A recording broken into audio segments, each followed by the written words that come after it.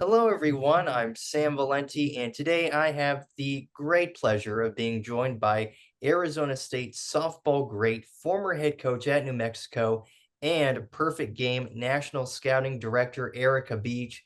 Erica, it is such an honor to be talking with you today. Thank you so much for having me. I really appreciate the invite, and it's an honor to be here. Yes, for sure. And I must say, I think it's pretty fitting that you work with Perfect Game since you yourself threw a perfect game as a freshman against Cal Berkeley in '99. I remember that clearly. I do. It was an interesting one. I was not known as a strikeout pitcher. I got a few strikeouts a game, but I was very much, especially my freshman year, off speed drop balls. I threw a lot of ground ball outs and a lot of things. And I remember up in Cal going through that game and not really knowing it was happening at the time. I was, you just, as an athlete, you just get in the zone and you just go out and do your job and go out and do your job. And as the game kind of kept going, I could hear like mumblings and I'm like, whatever, like, I don't know what's going on. And then when we got through the seventh inning and everyone like flooded the out of the dugout and were freaking out and the fans were going crazy, even the Cal fans were going crazy. I was like, and then they told me and I was like, really? And I'm like, I had to like go back and be like, are you sure? Like there were no base runners. And it's funny story though, back in the old days at the Cal Stadium, they had kind of a forest outside the bleachers or outside the stands, um, separated by a fence and really tall, amazing trees. And there were these guys that kind of, I don't know, like they would watch the games from the trees. So they would like, they were diehard Cal fans and they would watch the games up there. And I actually, over the next few years, received letters from those guys saying what a privilege it was to watch that game and how much they loved watching me pitch. It was just like a really cool experience, like especially as a freshman, getting something like that cool to happen. Yeah, that's awesome. That's awesome. What were you thinking going into that game? I mean, did you have any idea that you were going to make history that day? Absolutely not. No way. I mean, you show up every day to the field hoping to put your best product on the field and you hope to represent your school well and get the win and do your job and do your part as a part of the team. So I would say my approach was no different that day than any other day. But as you know, with athletics, some days the stars align and it's your day to shine. And you just, every pitch was hitting, all my off speeds were on point, and my defense, like, to throw a perfect game, it's not a one woman show, especially when you're not a strikeout pitcher. Like, I depend on my defense to do their job, and you can't do that. You can't achieve a perfect game without an incredible catcher and incredible defense behind you, because at the end of the day, like, that's what it was for me. Is my defense was flawless that day. And so having the trust that I didn't have to strike people out. I loved being able to have that freedom while pitching, because that's a lot of pressure to put on yourself. So knowing that I could trust them, and I mean, they came to play that day. It was incredible. Yeah, you certainly made history during your time at ASU. And what I think is so cool is that you grew up being a fan of Sun Devil softball. I mean, you were going to games, going to camps. When you were growing up, did you ever envision yourself attending ASU and playing on the team? That's all I envisioned. That was the dream. I mean, that's, the chase, that desire. And I truly did always see myself in the maroon and gold. And um like, from, I think it was 8 years old, I started being the Batgirl for quite a few games. And one of my all-time favorite players was Ann Rowan, and I would sit on the in the dugout and tracing her numbers on her jersey. And she was always just so like welcoming to me. I was just a little snot-nosed 8-year-old like softball player that just, loved being there.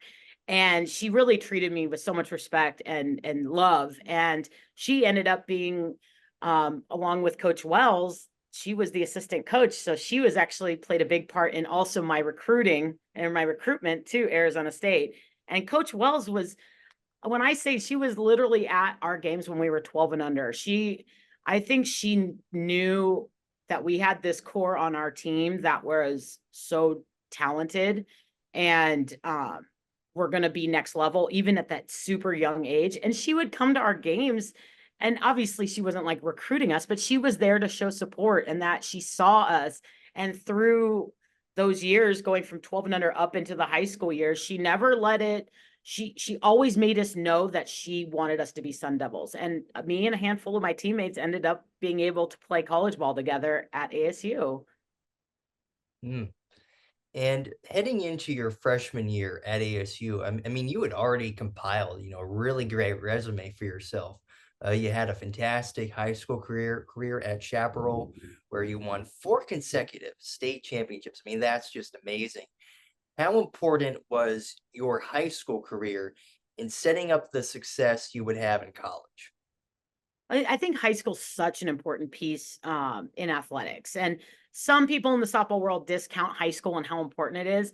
But I think it is crucial because one, getting to represent something bigger than yourself, your school, like that's what you're going to do in college. And the difference between high school ball and the club and travel scene is that in high school, you're practicing every day of the week. You're playing most of the time, like 6 days a week. And it's quite a grind when you start getting into that third, fourth month.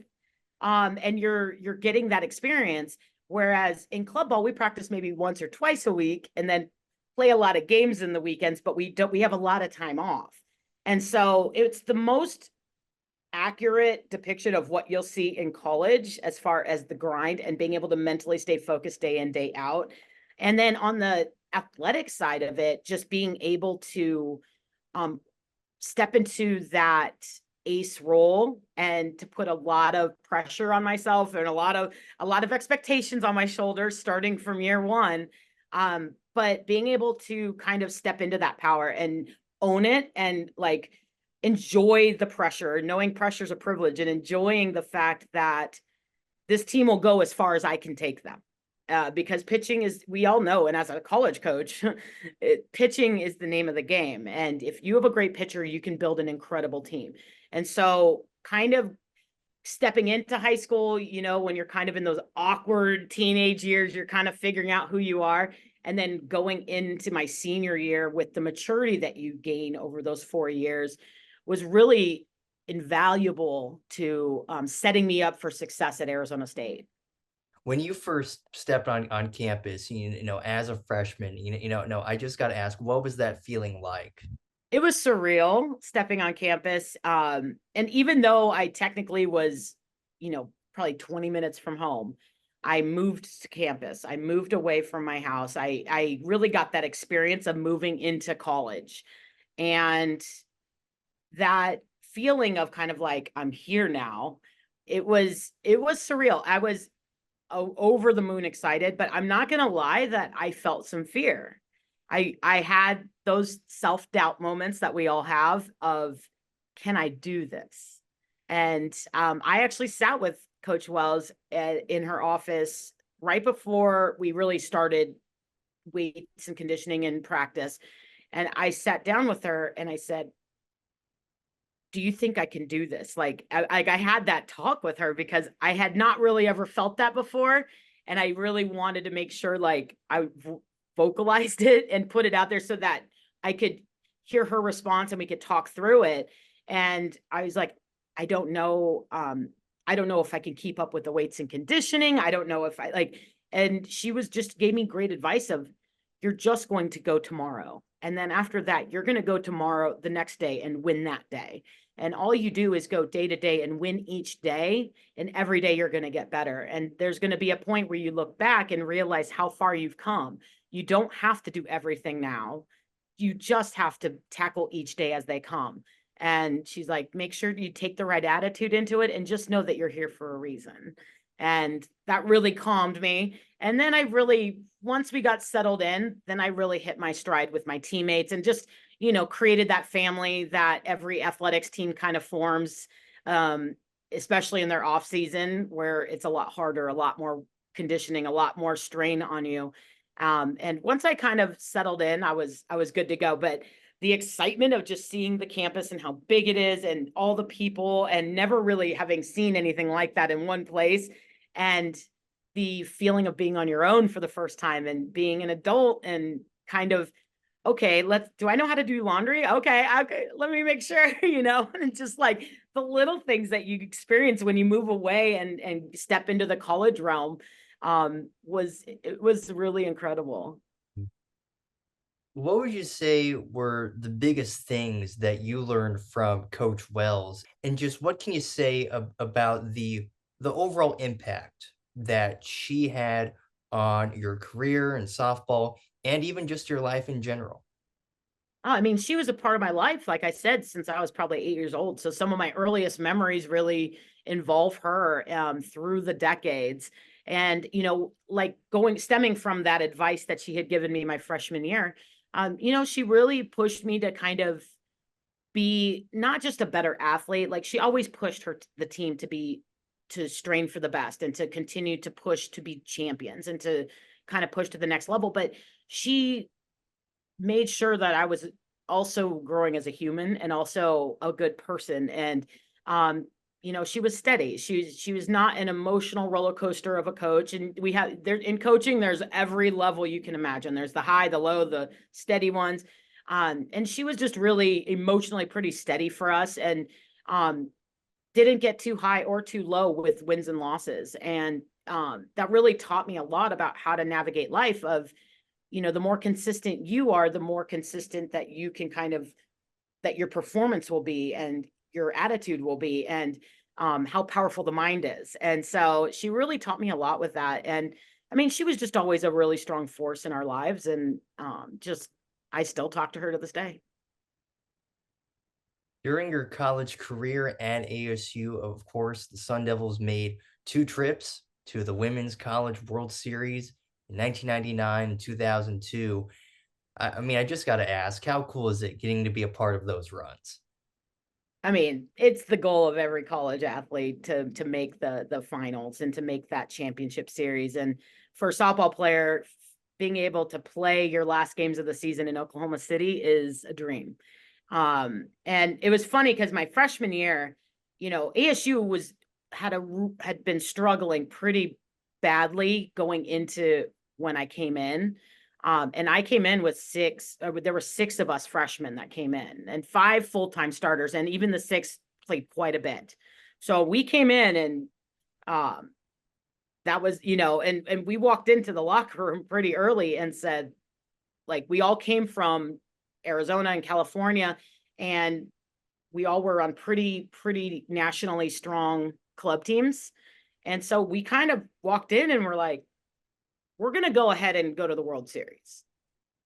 So, like, get on board. Like, we're going. And that's the only way we know how to do it. We only know how to play for championships. So, we're going to go ahead and, that's what our goal is, and that's where we're going. And I mean, to go from, I think they were last or second to last in the Pac-10 at the time, and then going into the World Series our first year was like a statement of all statements. Like, that was crazy, like the fact that we said it and then like did it. I mean, I even look back and I'm like, dang, we were pretty gutsy back then. Like, we came in talking all hot and like heavy, but like at the same time, if that's all you've done is compete at the highest level, then you don't expect to change that. You expect it to elevate when you get into college. And everybody on the team like bought in, and we went. And just getting that experience. And then all 4 years, I mean, we were one game from the World Series every year. We were in the region final every single season. So we easily could have gone all 4 years that I was there. We were that close my sophomore and junior years. And then obviously the senior year to me was probably my most special because I was at the time, pretty much the only pitcher on staff. And so I had to pitch every game, and I had a torn labrum. I tore my labrum in my pitching arm the January during Hell Week, leading into the season. And all the other pitchers had just had like surgery. So they were like out.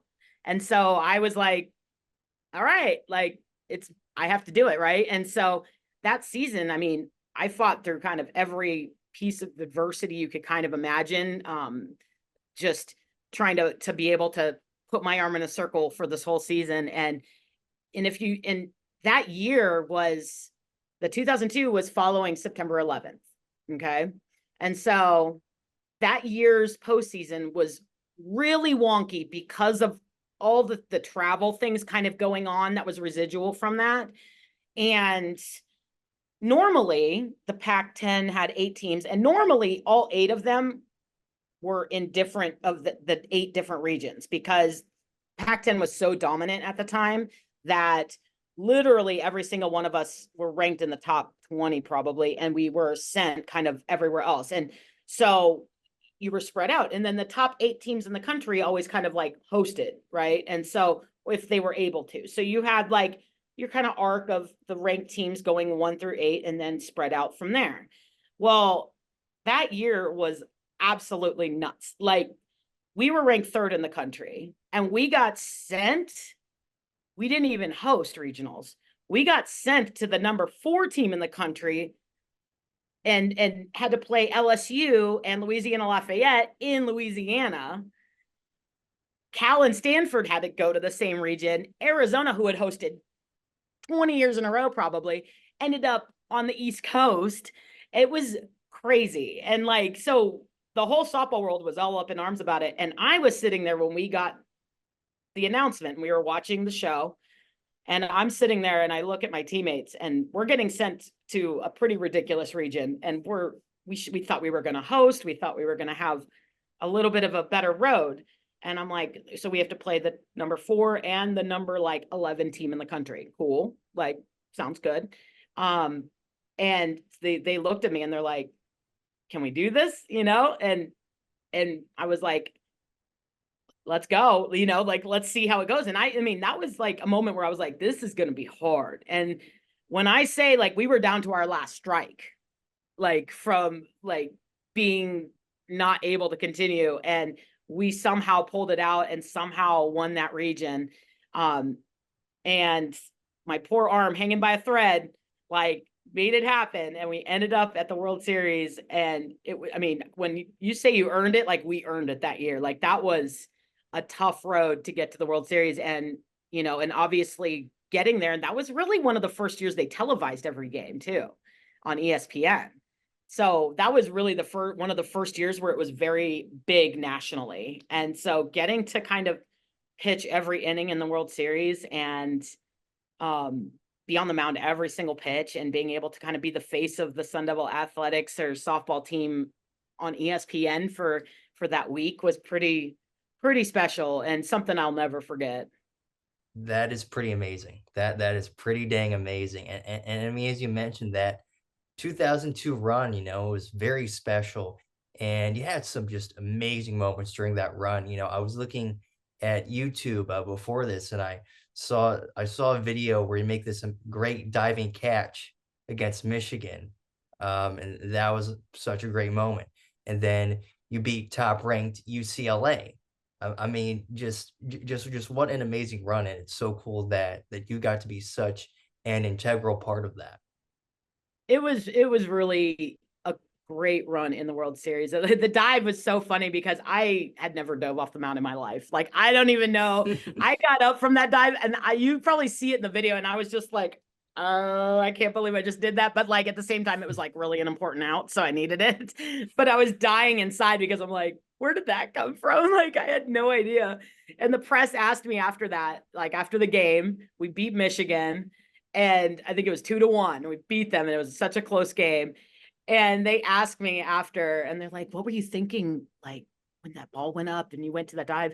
And I was kind of like, I was pretty sarcastic and humorous. So I was like, I heard Chariots of Fire in the background, and I just knew I just had to get that ball. And they died. Like, the press were like cracking up because I was just like such a ham. I was like, I don't know. Chariots of Fire started playing, and I went slow-mo to go get that thing.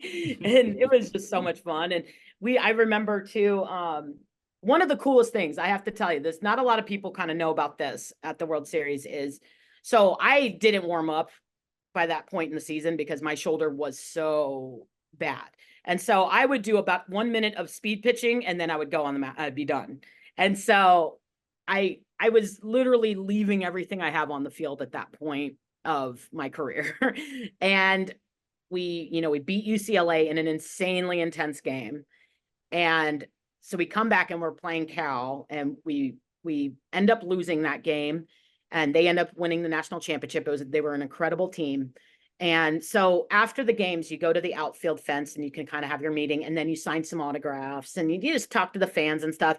And then this was back in the day when like to exit the stadium, you had to like walk through the stands. Like they didn't have like a player's exit. And so the team kind of were scattering and going their way to the bus. And I was just kind of sitting there with my parents and sitting there with my coach and just kind of like taking that breath of like, I can't believe like just kind of absorbing that my career was over.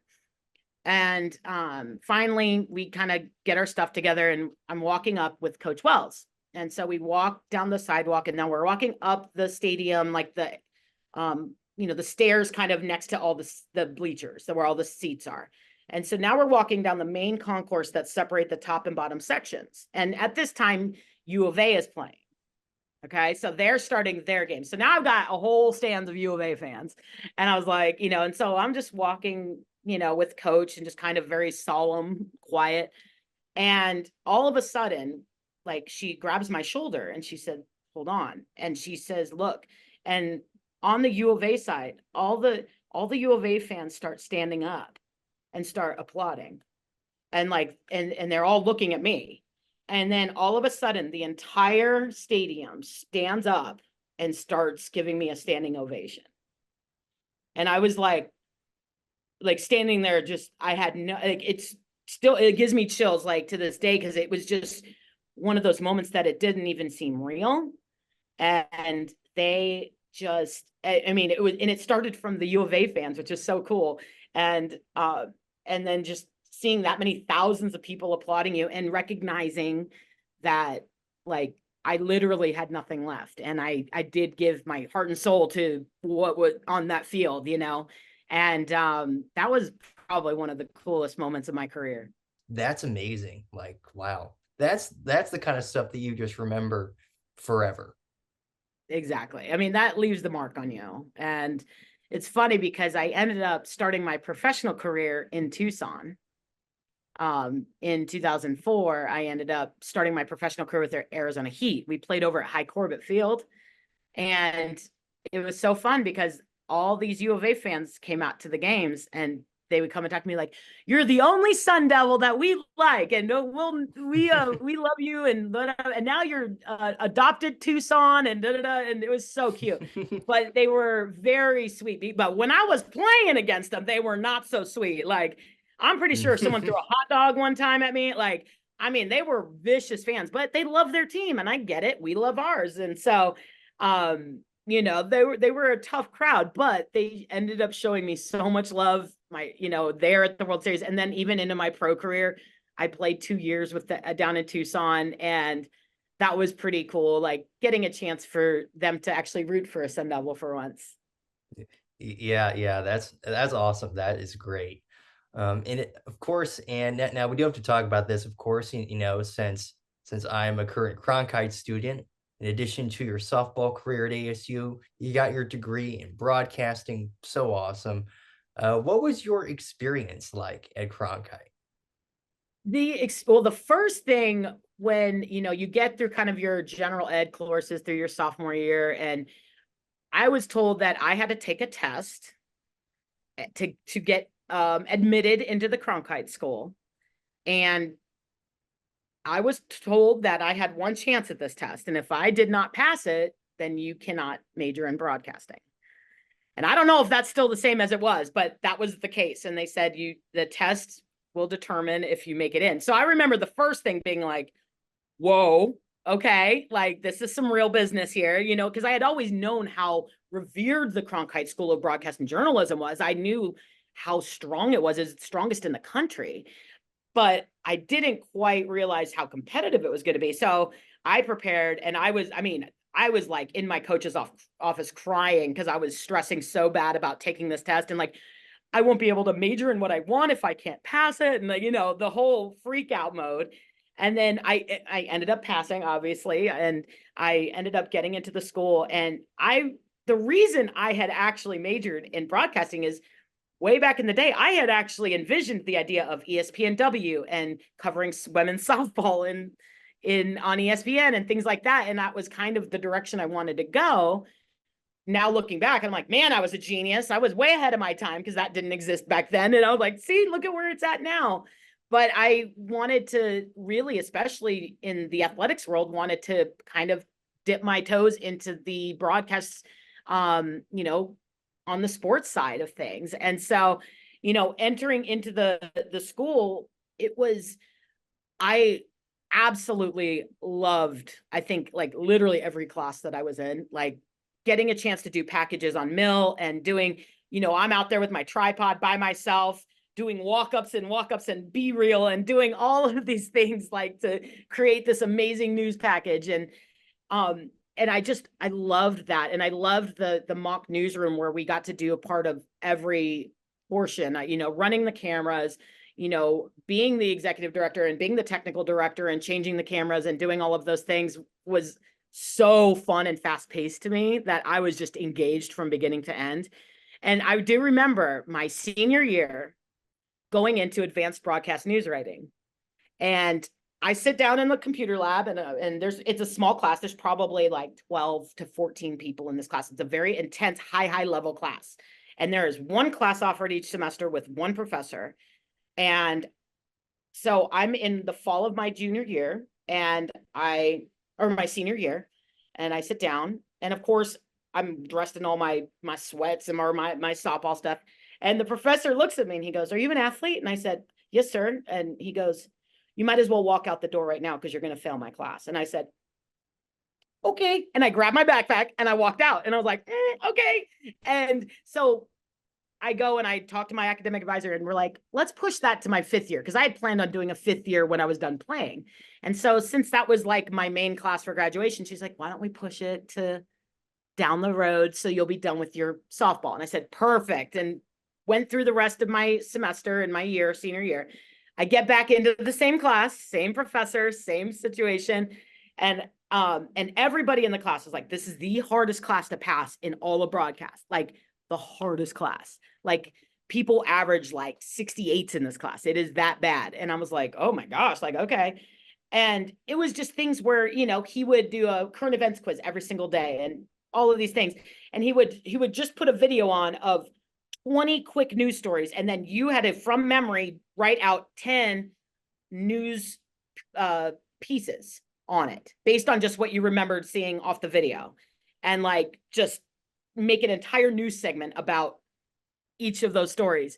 And so, but I loved it. I have a photographic memory. I love writing. I was like, yeah. And I figured out what he wanted and how he wanted the writing. So I just kind of figured him out. And like halfway through the semester, he's like, I've got over 100% in the class. Like I'm over 100 and everybody else is like 60%. And I'm like, I don't get it, you know? And he just like, finally, like, I think with a month left of school, he said, you're done. And I said, I'm done. And he's like, you have enough points to have 100% in the class through the last month. You don't have to come anymore. You have a full grade. Like, you can't get any more points at this point. Like, it's pointless. And I was like, oh, he's like, I want you to, you know, go major market right away. Like, you built to be a broadcast news writer. And it was like one of the coolest things. And I was like that total fear to like, but his standards were really, really stringent. And because with the Walter Cronkite, it's about quality. It's about putting, you know, preparing the students to be able to function in fast-paced newsrooms and fast-paced, you know, broadcasting channels. And it was like one of those things where I really felt like I won the degree that semester, because I was just like, I don't know what it was, but it was so perfect for me. And it was like the hardest class, and it was my favorite class that I think I took because it was challenging, but it was like right up my alley of like, I thrive on those challenges, and I got rewarded for it. And so I literally didn't have to go to the class the last month, take the final or anything. And he just was like my biggest fan when I walked out of the door. And it was the coolest thing. In 2012, you were inducted into the Sun Devil Hall of Fame. Super cool. When you got the call that you were going to be in the class of 2012, what was your reaction? Disbelief for sure, because that was the first year I was eligible um to be inducted. And I mean, you kind of think it, you'll be a little further down the road, like when something that big happens. Um, but when they gave me the call, I just I was like, this is like the athletics hall of fame. Like this is Tillman. This is like, I mean, like these insane athletes that have come before me, that I have looked up to my entire life. Like, and I get the call in my first year eligible, like, and part of me felt, am I worthy of it? Because I mean, that's kind of human nature a little bit, is like, do I deserve it? And but it was just such an honor, like to be surrounded by so many amazing athletes from, and I love that it's all different athletics. And it was an incredible, you know, it was an incredible ceremony. We got to go and be presented on the field at the football game. We had it was just like they really rolled out the red carpet to us and made us feel as special as we should being inducted into a Hall of Fame. It was like probably one of the best things that I've gotten to experience. And it's still just, I still have to pinch myself that I'm actually in the ASU Hall of Fame. What does it mean to you knowing that you truly left a legacy at ASU? Well, I think every athlete's hope is you're not going to remember the balls and strikes and the hits and the errors or the wins or the losses, really. The things that you remember the most is the impact that you make on your teammates and coaches and the community, and then the impact that you leave on the program. And even though I wasn't able to bring a national championship home to the Sun Devils, we got third. But knowing that Katie Burkhart was watching that World Series on TV and saw me pitching and got inspired and wanted to be a Sun Devil because she saw us competing in Oklahoma City, and she came in and won the first national championship on the mound. It's kind of a cool full circle moment. And to me, I weirdly feel a little part of that first national championship for the Sun Devils, because knowing that I inspired her to come to ASU because of what she saw me doing on TV. It's pretty neat. And now we're good friends. Now we're like, we've played pro against each other. We're good friends. We both are pitching coaches in the Valley. Pretty cool full circle moment there. And just knowing that I left a little piece of myself with the Sun Devils, and I left a little piece of some things in the foundation of the stadium when they built it too, because they built that between my freshman and sophomore year. So I left some toys and some things in the walls when they were constructing it. And so there really is a piece of me at the stadium forever. But I just knowing that, like, I inspired others to play at ASU, and that I left the program better than I found it, is forever going to be something I'm very proud of. And I'll be a Sun Devil for life. And some of the best years of my life were spent there in Tempe. And after graduating, you played professionally, and I saw that you got to play in the Netherlands, which is amazing. What was that experience like, getting to play in overseas? That was really, really neat. And I actually had to miss my ASU graduation to get there, but it was worth it because I got to like live in Holland for 8 months with a couple other Americans in our own little house. And we got to compete internationally. We got to play in the European Championships and win it. And just getting now Holland and the Netherlands was really easy to live in because there's no language barrier there. Every kid grows up learning English as well. They speak Dutch and English. So that was like, I had it easy being able to do that. But I recommend to every athlete to like take advantage if you get the opportunity to play abroad, no matter where it is, because just getting to like actually live there for that long, I got to like really experience the culture. I was a part of it. I was at the farmer's market, and I was at the grocery store every other day because the fridge is like this big. So you have to shop every day for your meals and just getting into the culture. We each got our bikes and we just biked around, and we lived in Harlem, which was like a 15-minute train ride from Amsterdam and 15 minutes to the beach. So we were right in between Amsterdam and the beach. And so we would just, it was this cute little town and safe. So we would be able to bike all over. And we made such good friends with the baseball and softball teams and all the different club teams. And then me and my teammates, we got to coach the youth team that was like 17 and under. So we got to get to know the younger ones and teach them softball. It was just like one of the coolest experiences ever, like literally getting to live abroad and just being a part of another culture for that long. Like, I highly recommend 10 out of 10, like 100% do it if you can. You also got into coaching after graduation. How did you first get interested in coaching?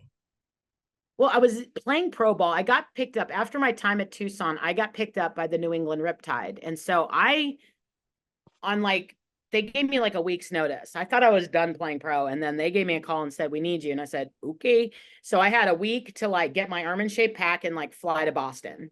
And so I fly to Boston, and coaching's not really on my radar. At the time, I was doing private lessons and clinics all over. And so I didn't really think about being a college coach. And so I'm playing out in Boston, and I would say towards the end of July, I get a call from my dad. And he said, hey, I was just talking to Linda Califatis, the head coach at Ohio State. And I said, oh, cool. Neat. Thanks. And he's like, they're looking for a pitching coach. And and they asked me about you. And I was like, okay, like different, because I had never really lived outside of Arizona other than my 8 months in Holland. So I was like, Arizona, like since I was like 5 years old. So like, I mean, my every memory I have is living in Phoenix. So I had never really been away from home that wasn't like temporary. And so he's like, yeah, like, would you want to interview? And I said, well, like, sure. So let's give it a try, right? So the next week I do a phone interview, and then I went through quite a few phone interviews. And they knew I was playing pro. Well, our team was going to Akron, Ohio to play the Racers for like a 3 or 4 game series. So I was going to be there for like 4 or 5 days. And so we coordinated so that they would rent me a car, and I would drive down to Columbus, like an hour and a half, 2 hours from Akron, drove down, and I actually did a full day interview, went through, I call it like an official visit for a job. Like you basically are going through an official visit. You're seeing all the facilities, you're meeting all the people, and did the whole thing. And then went back to Akron, kept going. And then, just a couple weeks later, through a few more steps in the process, I get offered the job. And at the time I'm going through, and now we're pushing to win the championship in pro ball. And so I'm trying to like, okay, balance that. And we go all the way to the end. We win it. It's amazing. And then I fly home, and I had 3 days to pack my car, my dog, and start driving to Ohio and start my college coaching career. And so I was there for 4 years, and I loved it. I loved I was a pitching coach. I got to throw a ton of BP, batting practice to the hitters, and got to work with some of the outfield, and it was incredible. I love Ohio. Like I absolutely loved my time there. And then the ball kept rolling, and I get the opportunity to become a head coach after 4 years of being an assistant, which is crazy. So at the age of 30, I get my first head coaching job, and boom, I'm moving to New Mexico, and the rest is history. So, of course, as you mentioned, you end up becoming the coach at New Mexico. Looking back now, what are your thoughts on that experience? You know, getting to be a head coach at the college level, and what would you say were the biggest things that you learned from that experience? Well, I mean, just the difference between being an assistant and a head coach were mind blowing. That was the first thing, because as an assistant, you're doing a lot of things: travel, uniforms, equipment, practice planning, recruiting, all of these things. And it feels like you're literally doing everything. And then I became a head coach, and I moved to New Mexico. And then you see this whole other realm of responsibility that you never knew existed. And so I think running a program was really, really valuable to me, just on a human standpoint of like understanding how to just manage and run things, and being the final say and having the conviction to make decisions that are hard. Because I've always been like a people pleaser. So that was hard for me to have to make decisions based on like what I thought was the best for everybody and for the team. And being able to stick with those and being able to back them up and understand that I made that to the best of my ability to make sure it was the right decision. And just realizing that coaching is such a little part of the job when you're a head coach. That was crazy to me. I was like coaching is probably 20 to 25% of what you actually do as a head coach. You do a whole lot of other stuff. And one of the things I really learned about myself was um when I became a head coach, and this was a situation where it's like, I don't know if I'm a lifer. I don't know if I'm going to be a college coach my whole life. If I'm going to be one of those, they've been there for 40 years and, thousands of wins and this and that. I just knew I wanted to give myself the opportunity to succeed or fail there, or to figure out if that's really what I need to be and want to be and called to be. And so when I became a head coach, what I did, first thing I realized about myself is it was really hard for me to be a great pitching coach and a great head coach at the same time. That was one thing I realized, is that I have so much respect for those coaches out there that can do both. Because a pitching coach, I was able to give my entire focus to the pitchers when I was at Ohio State. And to be a great pitching coach, the team tended to suffer. And then when I would focus more on the team and making sure I was like the head coach that they wanted and needed, I felt like my pitchers suffered. So I wasn't able to like give everything to both. And I realized that about myself. And I recognized my weaknesses as a coach and recognized where I fell short. And honestly, I really depended on great assistant coaches throughout my career. I was blessed with some of the absolute best assistant coaches for that support. Because as a head coach, you can't do it alone.